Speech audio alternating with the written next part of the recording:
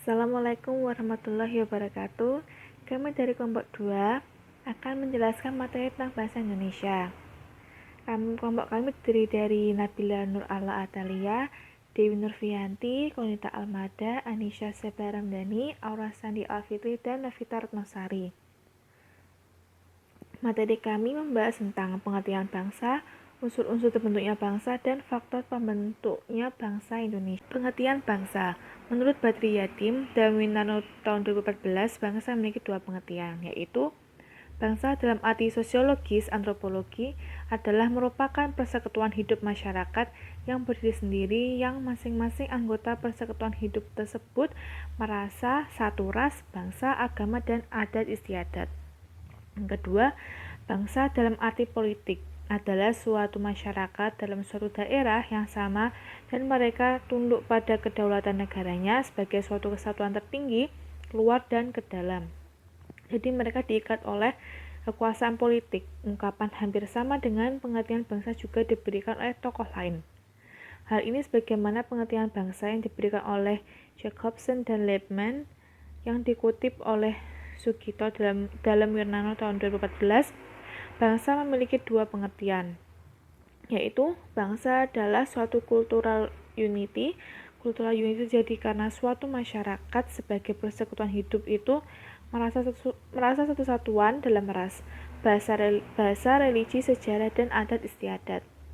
Yang kedua, bangsa dalam arti politik atau kenegaraan adalah political unity. Masing-masing anggota warga negara dalam political unity mungkin berbeda corak dalam lapangan kehidupannya, adat istiadat, dan kebudayaannya. Tetapi mereka menjadi satu bangsa menurut pengertian politik, menjadi penduduk atau warga negara yang berdiam di suatu daerah yang sama dengan pemerintahan yang sama dan tunduk pada kedaulatan negara sebagai kekuasaan tertinggi. Unsur-unsur terbentuknya bangsa. Menurut Hans Kohn, kebanyakan bangsa terbentuk karena adanya faktor-faktor objektif tertentu yang membedakannya dari bangsa lain. Faktor-faktor tersebut ialah kesamaan keturunan, wilayah atau bahasa, adat istiadat, kesamaan politik, dan yang terakhir adalah perasaan atau agama. Faktor objektif terpenting terbentuknya suatu bangsa adalah adanya kehendak atau kemauan bersama atau nasionalisme untuk menjadi sebuah negara bangsa, maka bangsa tersebut haruslah memiliki syarat-syarat. Di antaranya ialah memiliki batas-batas teritorial wilayah. Yang kedua, pemerintahan yang sah dan yang paling penting ialah pengakuan dari negara lain. Jadi, bangsa tersebut memiliki pengakuan yang sah dari negara lain bahwa negara tersebut negara yang mandiri, bukan negara jajahan. Menurut Friedrich Hertz, terdapat 4 unsur terbentuknya bangsa, yaitu yang pertama, keinginan untuk mencapai kesatuan nasional yang terdiri atas kesatuan sosial, ekonomi, politik, agama, kebudayaan, komunikasi, dan solidaritas. Yang kedua, keinginan untuk mencapai kemerdekaan dan kebebasan nasional sepenuhnya, yaitu bebas dari dominasi dan campur tangan bangsa asing terhadap urusan dalam negerinya.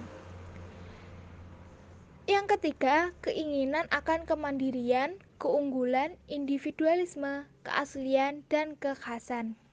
Dan yang keempat ialah keinginan untuk menonjol atau unggul di antara bangsa-bangsa dalam mengejar kehormatan, pengaruh, dan prestis.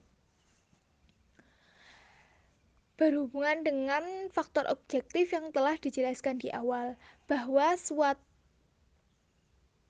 unsur terbentuknya bangsa haruslah memiliki pengakuan dari bangsa lain.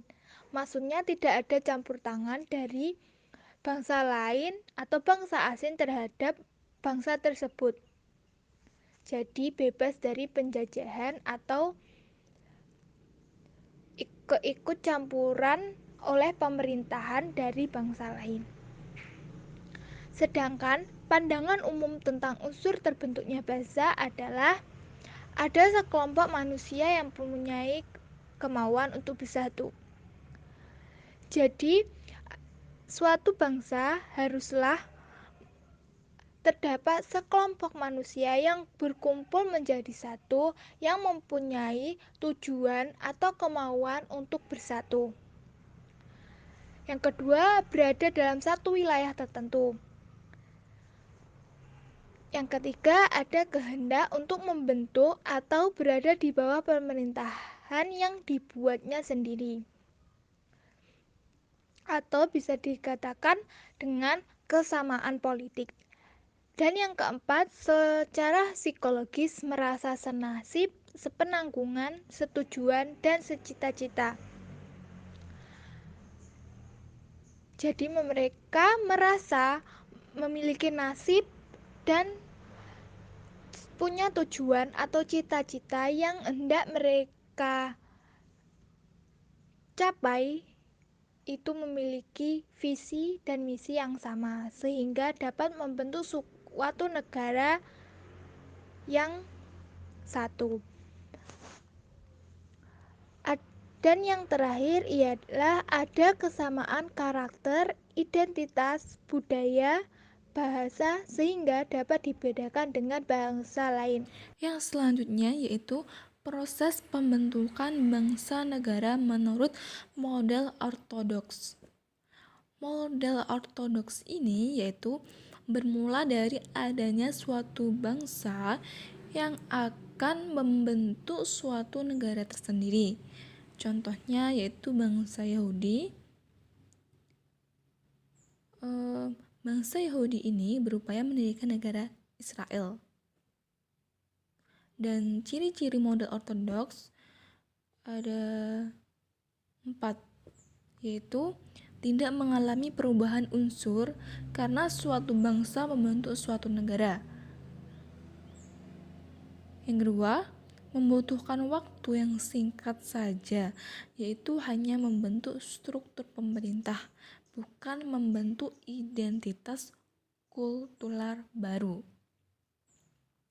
Yang ketiga, muncul setelah terbentuknya bangsa negara. Yang keempat, partisipasi politik dianggap sebagai bagian terpisah dari proses integrasi nasional.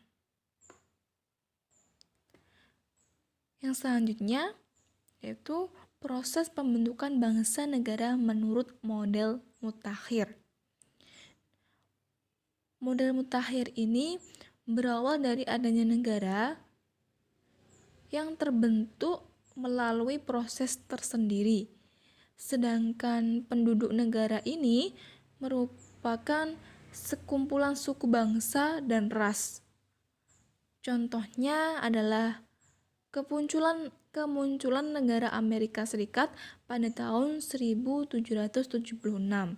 Dan ciri-ciri model mutakhir yaitu mengalami perubahan unsur karena banyak kelompok suku bangsa menjadi satu bangsa. Yang kedua, memerlukan waktu yang lama karena harus mencapai kesepakatan tentang identitas kultural yang baru. Dan yang ketiga, kesadaran politik warga muncul mendahului, bahkan menjadi kondisi awal terbentuknya bangsa negara. Dan ciri yang terakhir yaitu partisipasi politik dan rezim politik merupakan hal yang tak terpisahkan dari proses integrasi nasional. Selanjutnya ada faktor-faktor pembentuk bangsa Indonesia. Yang pertama ada faktor primordial, yaitu adanya kesamaan pandangan hidup antar daerah Indonesia yang erat dengan dasar adat istiadat, tradisi, dan nilai budaya. Ikatan primordial merupakan ikatan kerabatan yang dibawa sejak lahir yang sangat erat kaitannya dengan kekerabatan, yaitu darah dan keluarga dari suatu kelompok. Yang kedua ada faktor keagamaan atau sakral. Kesamaan agama yang dianut juga merupakan salah satu faktor penting dalam pembentukan bangsa Indonesia. di Indonesia sendiri menganut kepercayaan yang diakui dalam Indonesia terdapat 6 agama, yaitu Islam, Protestan, Katolik, Hindu, Buddha, dan Konghucu. Masing-masing agama hidup berdampingan di bawah payung ideologi bangsa, yaitu Pancasila. Yang ketiga ada tokoh masyarakat. Terbentuknya bangsa Indonesia tidak terlepas dari peran serta tokoh-tokoh pejuang seperti Insinyur Soekarno, Dr. Muhammad Hatta, Jenderal Sudirman, dan banyak lagi pahlawan lainnya. Tokoh ini rela mengorbankan segalanya demi terbentuknya serta mempertahankan bangsa Indonesia yang merdeka dan bersatu. Adanya tokoh-tokoh atau pemimpin inilah yang mempersatukan setiap wilayah di Indonesia yang akhirnya dapat menjadi satu negara dan satu bangsa. Kemudian ada memiliki persamaan nasib. Sejarah adalah salah satu pendiri bangsa karena sejarah dan pengalaman masa lalu sebagai penderitaan akan membawa solidaritas sehingga memungkinkan untuk membentuk satu tekad dan satu tujuan antara kelompok-kelompok sosial. Seperti yang tercatat dalam sejarah, sebagian besar wilayah Indonesia dari Sabang sampai Merauke pernah dijajah oleh bangsa asing. Beberapa di antara negara-negara yang pernah menjajah Indonesia adalah Belanda, Portugis, Inggris, Spanyol, Jepang, dan Perancis. Dengan total masa penjajahan selama 350 tahun, wajar saja keinginan untuk merdeka. Berdiri di atas kaki sendiri adalah keinginan yang menjadi dambaan masyarakat Indonesia yang kemudian membentuk persatuan untuk melakukan perjuangan kemerdekaan. Kemudian ada persamaan wilayah Indonesia. Kondisi geografis yang menunjukkan lokasi negara dalam kerangka ruang, tempat, dan waktu sehingga menjadi jelas batas-batas wilayah di muka bumi. Indonesia adalah wilayah yang luas membentang ribuan kilometer dari Aceh sampai Papua. Namun demikian, satu wilayah terikat antara satu sama lain. Salah satu yang menyebabkan persatuan antar wilayah ini adalah dikarenakan adanya kerajaan-kerajaan yang menghimpun secara bergantian sejak dulu, mulai dari Sriwijaya, Demak, Majapahit, Kutai, hingga Kerajaan Goa di Sulawesi. Selanjutnya ada faktor ekonomi. Faktor ekonomi sebagai pembangunan bangsa untuk kebutuhan pembangunan ekonomi masyarakat yang semakin beragam juga membuat orang lain saling tergantung dan secara tidak langsung akan membuat orang ingin membentuk satu kesatuan yang bangsa sebagai cara untuk memenuhi kebutuhan satu sama lain. Berkembangnya masyarakat sejalan dengan perkembangan ekonomi yang pada akhirnya akan melahirkan spesialisasi pekerjaan sesuai dengan aneka kebutuhan yang ada di masyarakat. Semakin tinggi tingkat kualitas dan variasi kebutuhan di masyarakat, semakin tinggi pula ketergantungan masyarakat tersebut satu sama lain, yang pada akhirnya akan meningkatkan solidaritas dan mempererat hubungan antar masyarakat. Saya Konita Almada, di sini saya akan menjelaskan faktor yang ketujuh dan kedelapan dari faktor pembentuk bangsa Indonesia. Faktor ketujuh adalah faktor kelembagaan. Di sini faktor kelembagaan tak kalah pentingnya dalam proses pembentuk suatu bangsa. Karena kelembagaan akan mempertemukan pemerintah sebagai instansi dengan berbagai kepentingan masyarakat sehingga terbentuk sebuah kepentingan nasional yang tidak saling membedakan untuk melayani setiap warga masyarakat. Faktor ke-8 ialah Bhinneka Tunggal Ika. Seperti yang kita tahu, arti Bhinneka Tunggal Ika adalah berbeda-beda tetapi tetap satu jua.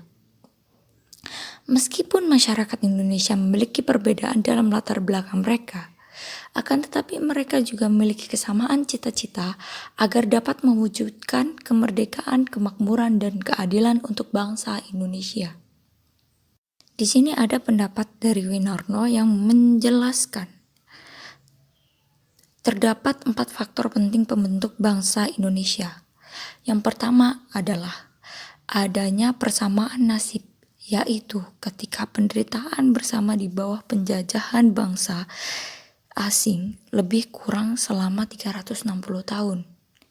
Yang kedua adalah adanya keinginan bersama untuk merdeka, melepaskan belenggu dari penjajahan. Yang ketiga adalah adanya kesatuan tempat tinggal, yaitu wilayah Nusantara yang terbentang dari Sabang sampai Merauke. Yang keempat adalah adanya cita-cita bersama untuk mencapai kemakmuran dan keadilan sebagai suatu bangsa. Sekian dari kelompok kami, kurang lebihnya mohon maaf dan terima kasih atas perhatiannya. Jika ada pertanyaan, sanggahan, saran, atau sebagainya, bisa disampaikan di sesi diskusi selanjutnya. Terima kasih. Wassalamualaikum warahmatullahi wabarakatuh.